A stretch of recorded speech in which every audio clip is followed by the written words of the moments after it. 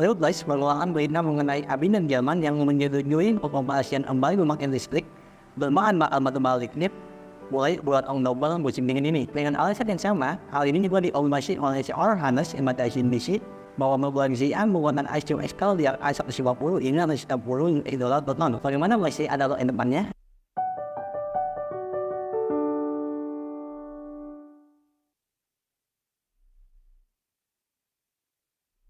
Halo semuanya, kembali bersama saya, Abi Wijaya, di Generasi Mahamandi.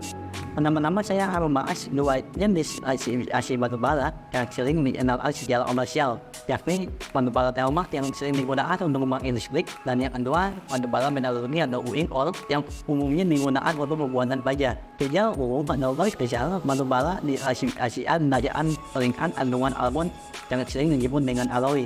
Berdasarkan Asosiasi Nasional Energi Agency, batubara jenis ini memiliki alloy yang nilainya kurang dari 4.167 kilokalori per kilogram.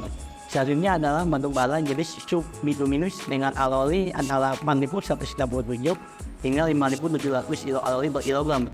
Dan dua batubara jenis ini merupakan batubara thermal yang digunakan untuk membangkitkan listrik lewat pemanasan air yang bekerja uap untuk menggerakkan turbin.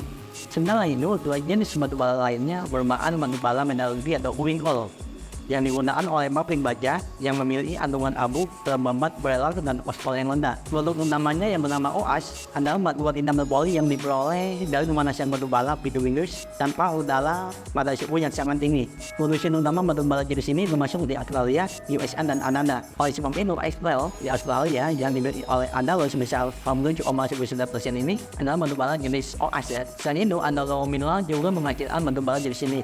Dan untuk model ini yakni Atlasit yang ini digunakan untuk industri dan rumah tangga ya, yang sebelumnya memang sempat digunakan untuk pabrik baja lalu melalui penggantian oleh batubara di Indonesia ini. Jadi tadi kita sudah mengetahui ada majelis batubara hingga dari Indonesia, dan dari 4 batubara itu dengan juga kandungan ore yang berbeda itu tidak mungkin dijual dengan harga yang sama ya, seperti halnya bensin, Pertalite dan Pertamax itu tidak mungkin harganya dijual dengan harga yang sama.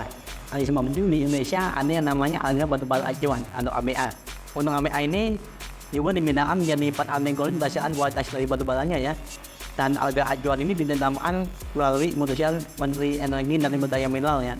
Lalu untuk harga acuan yang berbulan dapat dilihat di laman Minerba SBM.id. Ini sebelumnya AMA ini ditetapkan berdasarkan Arana Index Indonesia All Index ya atau AP dan Global All US All Index dan plus 5.900. Jadi IG itu tadinya memang sudah ada dari tahun 2007. Waktu itu Indonesia menjadi salah satu produksi yang terbesar ya batubara, tapi belum memiliki indeks harga acuan, bahkan dibuat IG Indino. Dan untuk IG sendiri memang ada level-levelnya ya, dari IG 1 hingga IG 5. IG 5 itu untuk yang level yang terendah, dari IG 1 itu untuk level yang tertinggi. AMH ini dihitung berdasarkan realisasi harga jual batubara pada 1 bulan sebelumnya dengan proporsi 70% dan realisasi harga 2 bulan sebelumnya dengan proporsi 30%. Untuk Andalus sendiri, mereka menjual kedua jenis batubara ini ya. Untuk menalurni full, mereka menggunakan harga acuan yang lebih tinggi ya, atau US All tadi. Dan untuk thermal full, mereka menggunakan acuan harga yang lebih murahnya. Kemudian batubara untuk PLN pada tahun depan itu sebesar 1,1 juta metrik ton. Itu masih sama dengan tahun ini. Dan untuk Andalus sendiri diwajibkan untuk menjual sebesar 12,3 juta metrik ton. Bila dibandingkan dengan produksi batubara dari Andalus pada tahun ini, bahwa mereka menjual itu sebesar 62 hingga 64 juta ton. Yang artinya sekitar 14-19% itu untuk PLN. Andalus ini merupakan nomor 3 yang terbanyak dalam menyumbangkan batubara untuk PLN ya.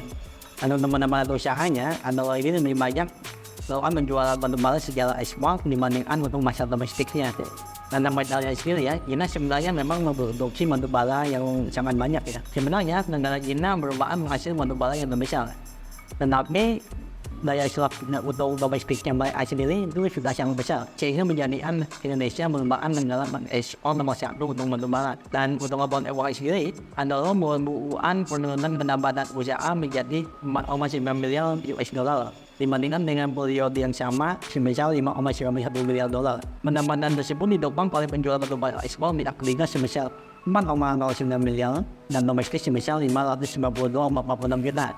Kemudian pendapatan juga ditopang oleh jasa penambangan sebesar 98 juta US dollar dan jasa sewa sebesar 42.000 US dollar. Adapun penjualan batubara domestik dengan diakumulasi hanya sebesar 155,84 US dollar. Dengan turunnya harga batubara secara global dan meningkatnya permintaan batubara pada 9 bulan pertama ini, volume penjualan batubara adalah itu mencapai 59,12 juta ton ya, naik 11% secara year-on-year. Sesuai dengan dari penjualan pada tahun 2023 ini ya, yang tadi sudah disampaikan sebesar 62 hingga 64 juta ton. Dan adalah juga mengalami peningkatan volume secara produksi sebesar 12% secara year-on-year, mencapai 50,23 juta ton di tahun 2023. Dan untuk anak usahanya, yakni Andalou Mineral Indonesia mengalami kenaikan pendapatan sebesar 8,1% secara year-on-year. Dan itu disebabkan oleh kenaikan volume penjualannya itu hingga 38% secara year-on-year ya. Dan untuk volume produksinya itu naik sebesar 55% secara year-on-year. Dan sebaliknya untuk anak usahanya yang di Australia itu ya, Australia mencatat penurunan sebesar 6% secara year-on-year pada volume batubara yang layak dijual dan penurunan 9% pada volume penjualan. Dan Andalou sendiri melaporkan total belanja modal ini sebesar 7,32 triliun yang naik 71% secara year-on-year. Ini peningkatan belanja modal ini digunakan untuk pabrik pada bulat aluminium ya.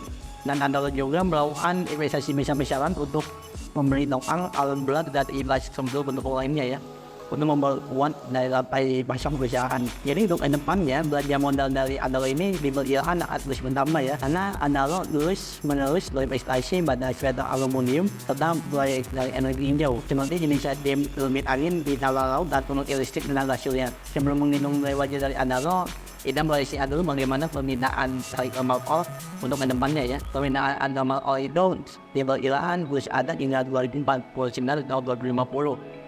Meskipun permintaannya itu tentu saja akan mengalami penurunan, dan dalam beberapa tahun depan itu adalah memang menargetkan keseimbangan penjualan thermal coal dan mineral oil mulai dari sejarah acak dan seperti perusahaan batubara atau perusahaan komunitas lainnya ya, bahwa harga sahamnya itu cenderung mengikuti bagaimana harga komunitasnya itu bergerak. Dan memang dalam 2022 ini harga batubara memang menembus levelnya ya, terutama untuk US North Index. Sebenarnya harga batubara yang sekarang itu masih tinggi ya, bila kita melihat yang belakang dalam 15 tahun terakhir. Ini hanya terjadi pada tahun 2011 dan tahun 2017 atau 2018. Nah, inilah yang membuat Andalou tetap menghasilkan laba yang besar pada tahun ini. Di tahun 2012 dan 2018, di saat harga batubara itu sama dengan yang anda sekarang ya, ini dari Andalou itu sebesar 200 rupiah per lembar.